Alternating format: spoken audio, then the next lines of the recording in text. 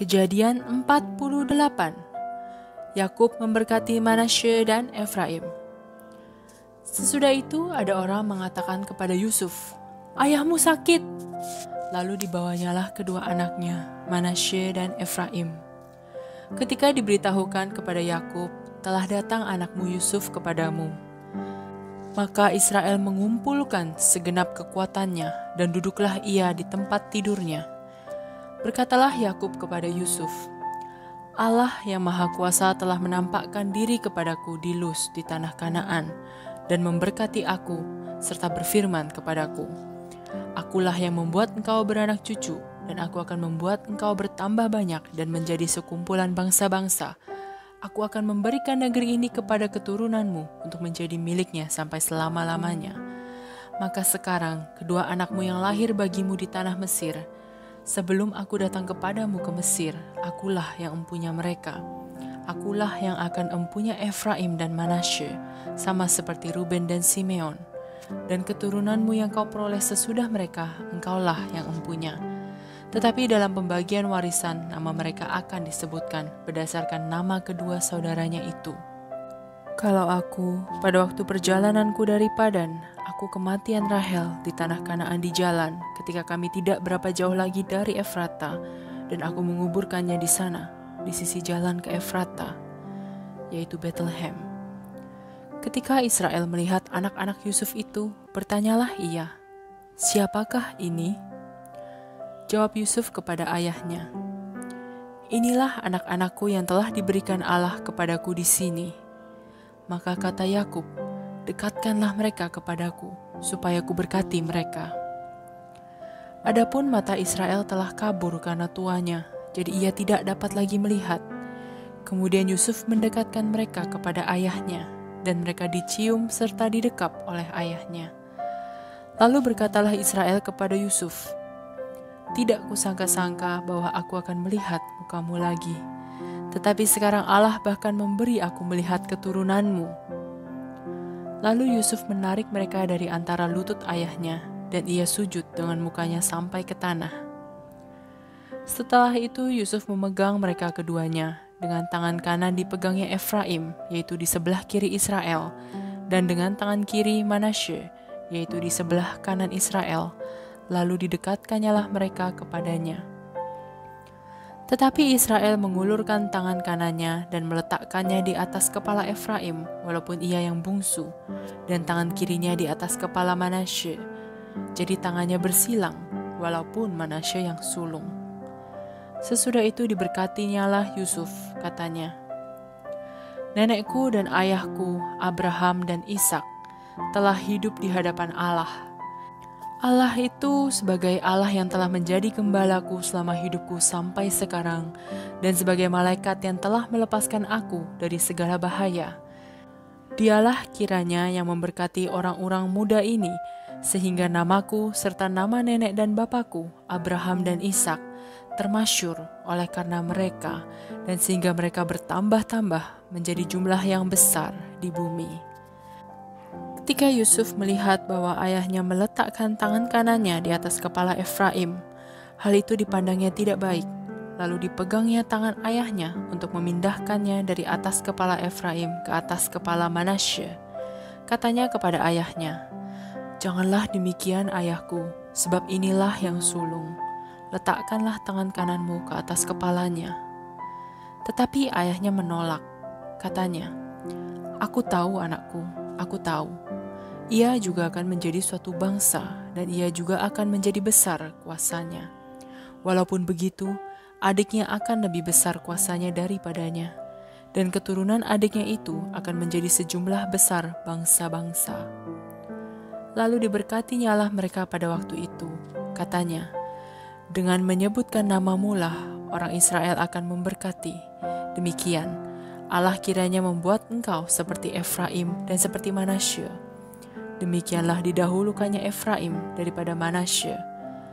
Kemudian berkatalah Israel kepada Yusuf, "Tidak lama lagi aku akan mati, tetapi Allah akan menyertai kamu dan membawa kamu kembali ke negeri nenek moyangmu. Dan sekarang aku memberikan kepadamu sebagai kelebihanmu daripada saudara-saudaramu, suatu punggung gunung yang kurebut dengan pedang dan panahku dari tangan orang Amori. Kejadian 49. Perkataan Yakub yang penghabisan kepada anak-anaknya. Kemudian Yakub memanggil anak-anaknya dan berkata, "Datanglah berkumpul, supaya kuberitahukan kepadamu apa yang akan kamu alami di kemudian hari. Berhimpunlah kamu dan dengarlah, ya anak-anak Yakub, dengarlah kepada Israel ayahmu. Ruben, engkaulah anak sulungku, kekuatanku dan permulaan kegagahanku. Engkaulah yang terutama dalam keluhuran, yang terutama dalam kesanggupan. Engkau yang membual sebagai air, tidak lagi engkau yang terutama, sebab engkau telah menaiki tempat tidur ayahmu. Waktu itu engkau telah melanggar kesuciannya, dia telah menaiki petiduranku." Simeon dan Lewi bersaudara. Senjata mereka ialah alat kekerasan.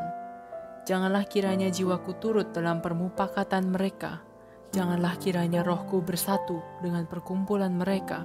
Sebab dalam kemarahannya mereka telah membunuh orang, dan dalam keangkaraannya mereka telah memotong urat keting lembu. Terkutuklah kemarahan mereka, sebab amarahnya keras. Terkutuklah keberangan mereka, sebab berangnya bengis. Aku akan membagi-bagikan mereka di antara anak-anak Yakub, dan menyerakkan mereka di antara anak-anak Israel. Yehuda, engkau akan dipuji oleh saudara-saudaramu. Tanganmu akan menekan tengkuk musuhmu. Kepadamu akan sujud anak-anak ayahmu.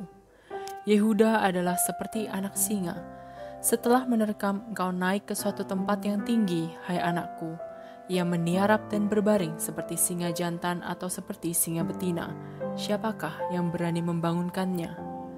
Tongkat kerajaan tidak akan beranjak dari Yehuda, ataupun lambang pemerintahan dari antara kakinya, sampai dia datang yang berhak atasnya, maka kepadanya akan takluk bangsa-bangsa. Ia akan menambatkan keledainya pada pohon anggur, dan anak keledainya pada pohon anggur pilihan. Ia akan mencuci pakaiannya dengan anggur, dan bajunya dengan darah buah anggur. Matanya akan merah karena anggur, dan giginya akan putih karena susu. Zebulon akan diam di tepi pantai laut. Ia akan menjadi pangkalan kapal, dan batasnya akan bersisi dengan Sidon. Isakar adalah seperti keledai yang kuat tulangnya, yang meniarap di apit bebannya. Ketika dilihatnya bahwa perhentian itu baik dan negeri itu permai, maka disendengkannyalah bahunya untuk memikul, lalu menjadi budak rodi. Adapun Dan, ia akan mengadili bangsanya sebagai salah satu suku Israel. Semoga Dan menjadi seperti ular di jalan, seperti ular beludak di denai yang memagut tumit kuda, sehingga penunggangnya jatuh ke belakang. Aku menanti-nantikan keselamatan yang daripadamu, ya Tuhan. Gad, ia akan diserang oleh gerombolan, tetapi ia akan menyerang tumit mereka. Asher, makanannya akan limpah mewah, dan ia akan memberikan santapan raja-raja.